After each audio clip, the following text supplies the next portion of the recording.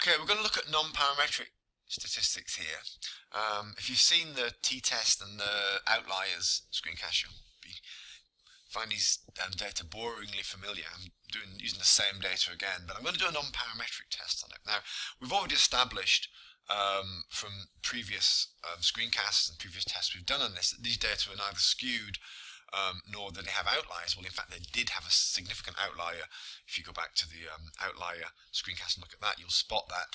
We've replaced this with this value here. So all's okay. So it's perfectly legitimate to do a t-test on this, a between participants t-test, which we did on the previous screencast. But I just want to show you how you would do if these data were skewed, if they weren't at least interval level, or if there was some other problem with them. What you would do, which is probably to do a non-parametric test. And we can also look at the differences between a non-parametric test and a parametric test, which in this case would be the t-test. So to do a non-parametric test on these data, just emphasize you shouldn't, but let's just show you how you would do it. And you shouldn't, obviously, because the data do meet parametric assumptions, and a t-test is more likely to detect an effect if it's there. So if there's a real effect there, the t-test is more likely to detect it.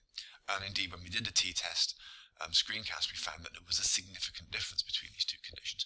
So if we were to do a non-parametric test on, just hypothetically, you would go right down here to non-parametric tests. We go to legacy documents, there, and then we find we've got two independent samples. Okay, we've got a sample which is a placebo group and another sample which is the caffeine group.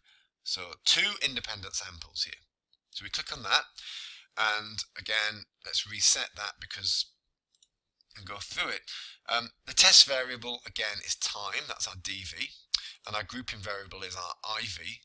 So we need here to go in here. Now, if you go again, let's cancel that, just go back to variable view. We set up a coding variable here so that we've got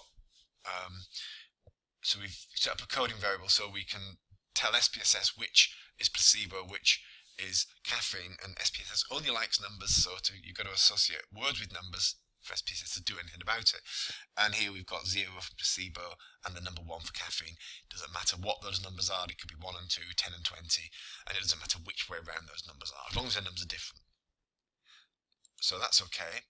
So back to data view, and again, analyze non-parametrics, legacy docs, two independent samples, time as our test variable, or our DV, and our grouping variable is group, and we've got the numbers 0 and 1 to identify those groups. Now the test we want to do, the traditional test for a non-parametric test for between participants design, is a Mann Whitney U, and that's usually ticked by default. We don't want Moses extreme reactions. We don't even know what Moses extreme reactions are. Answers on a postcard. Mann Whitney test gives you a surprisingly little amount of stuff. The important bit is down here. We report the Z-score here.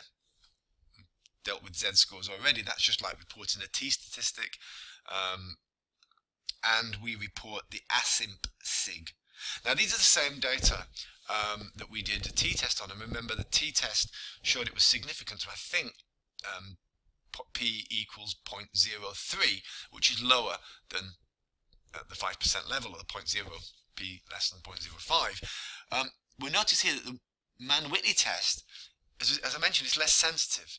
It's reporting a significance level which is bang on 0.05. So actually this is non-significant because it's not lower than p is less than 0.05. It is exactly p is 0.05. So you'd have to report that as borderline significant or something like that.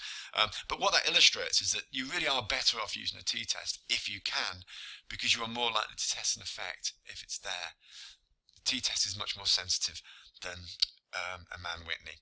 Again, information about how you report that in APS style is available on the website.